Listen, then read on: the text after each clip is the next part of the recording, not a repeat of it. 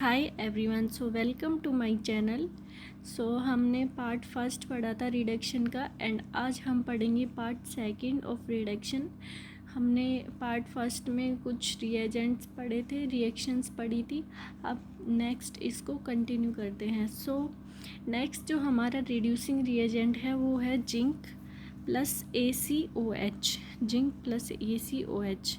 So it is also the example of electron transfer reducing agent। ये भी एक electron transfer reducing agent है। इसका फंक्शन क्या होता है? If alpha beta unsaturated carbonyl compounds are used then only carbon carbon double bond will be reduce.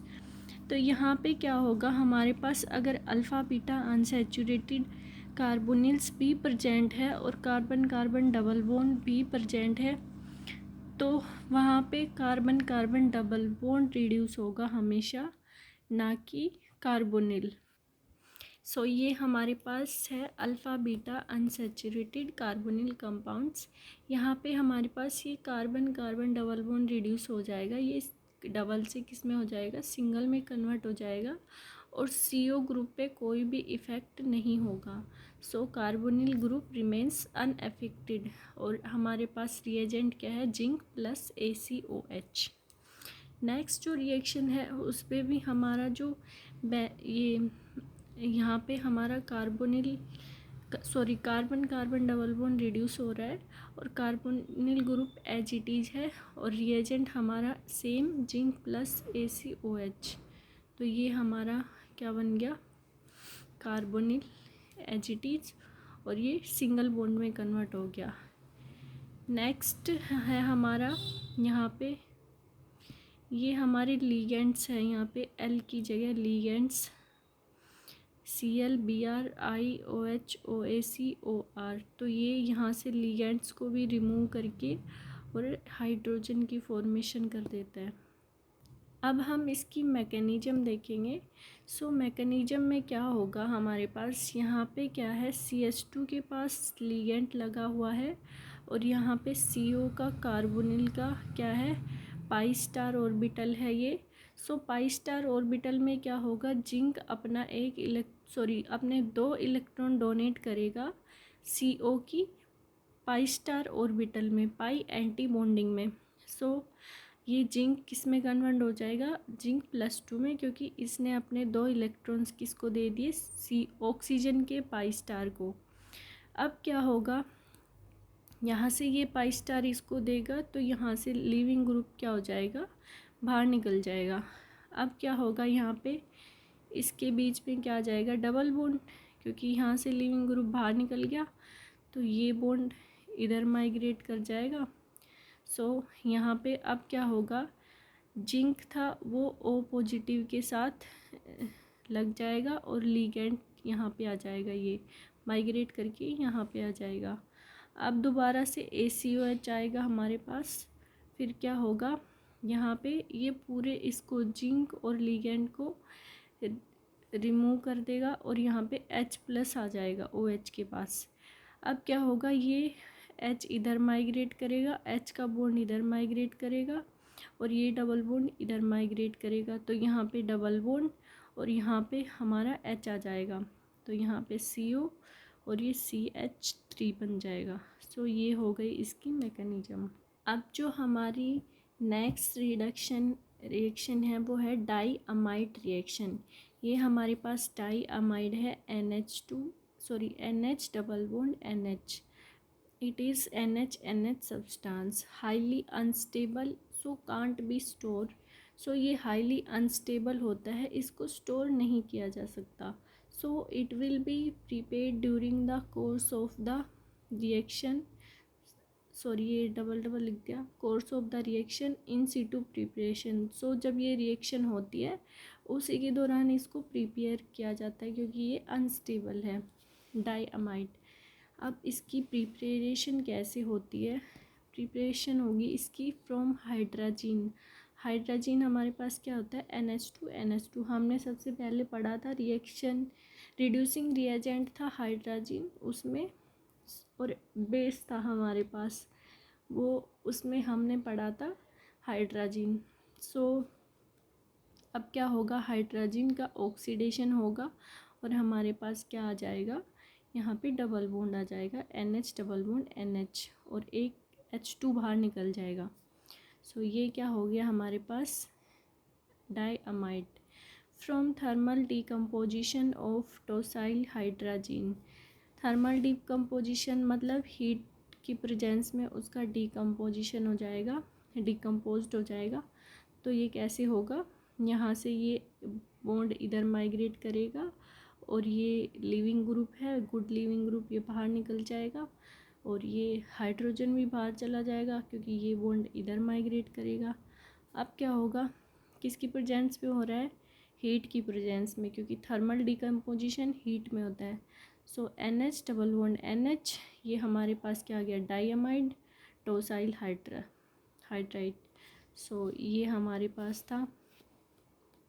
Third जो preparation है वो है from thermal decomposition of diaza dicarboxylic acid. So diaza dicarboxylic acid से हमारा thermal decomposition होगा।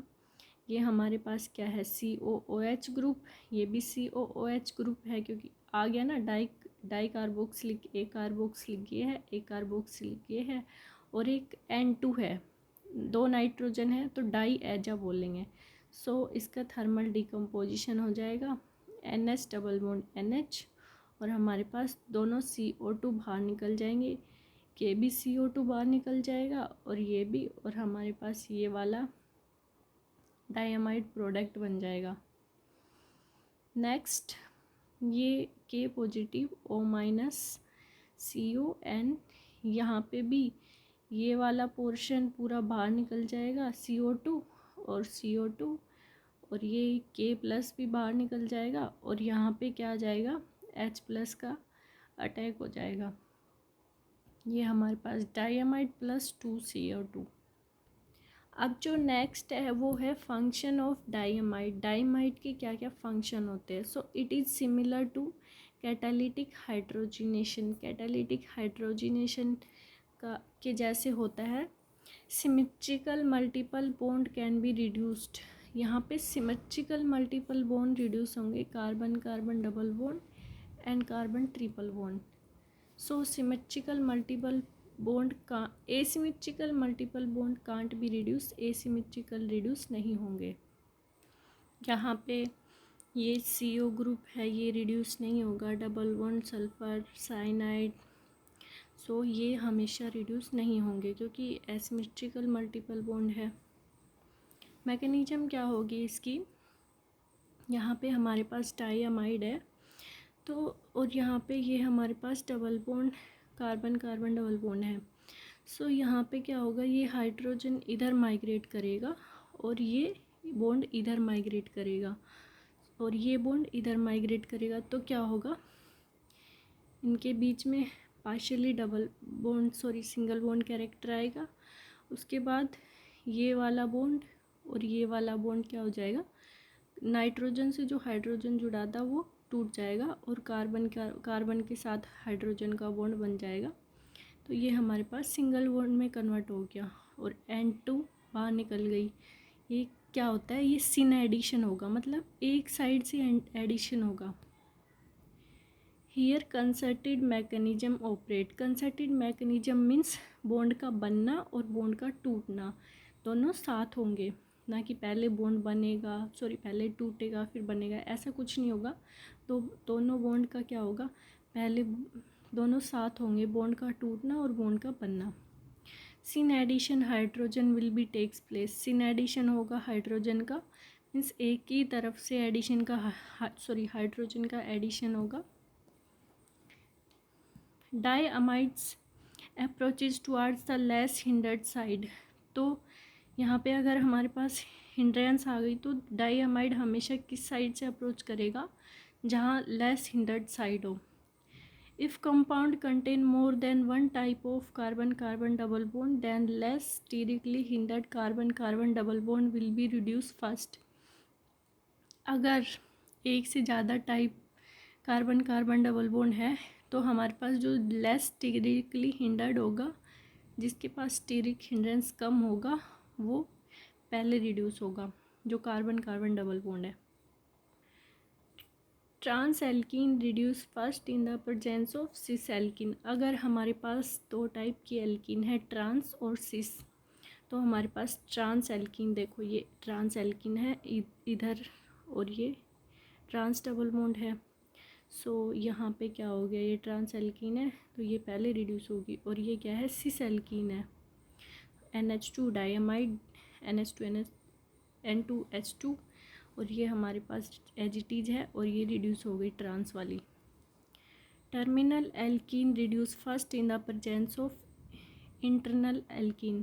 Terminal means जो बाहर पे कॉर्नर पे होती है वो वाली एल्कीन पहले रिड्यूस होगी, जो कि इंटरनल है, अंदर की साइड है। So less conjugated double bond reduction first, जो लेस कंजुगेटेड होगा उसका रिडक्शन पहले होगा।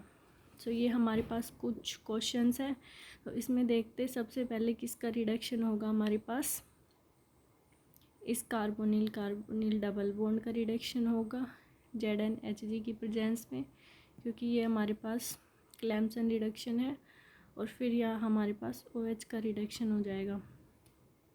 सो ये कुछ क्वेश्चंस है जो भी हमने पढ़ा है पार्ट फर्स्ट और पार्ट सेकंड, उससे रिलेटेड अगर आपसे सोल्व हो तो आप कर सकते हो, आपको मैकेनिज्म अच्छे से पता है कैसे होगा।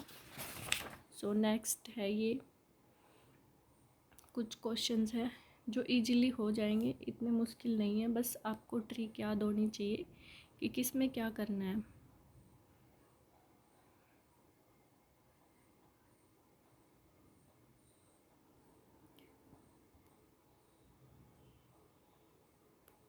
सो आप इसका स्क्रीनशॉट ले सकते हो।